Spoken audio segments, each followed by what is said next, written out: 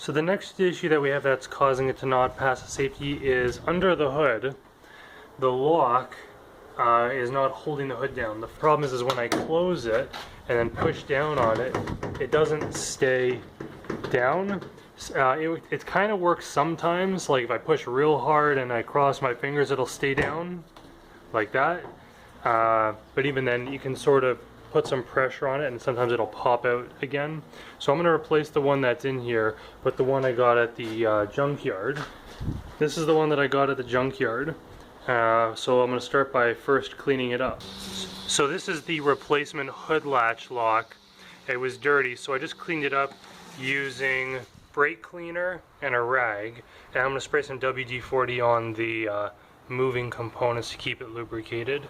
So to take out the old one, there's 3 bolts, 2 on this side, there and there, and 1 on there. Then this whole thing will be loose, other than the cable, which we'll disconnect after. It's a 10mm bolt, all 3 of them. So we just removed all 3 of those bolts. This thing slides out now, and if we rotate it towards us, we can see that right there we just got to pop off the holder in place. The 2 outside bits hold it, we just got to pop it towards us, and then that silver piece connects in underneath there. We just slide that down and unconnect it. So that'll free up the cable from this module. So the new one is installed, hooked up the cable, tightened down the 3 bolts. Works great.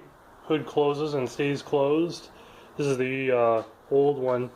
One thing I noticed that was different, I don't know if they changed this from one model year to the next, is the actual length of the arm on the newer one down there that's installed now is slightly longer, so it protrudes out towards the front of the car a little bit further, but it doesn't seem to hinder its performance.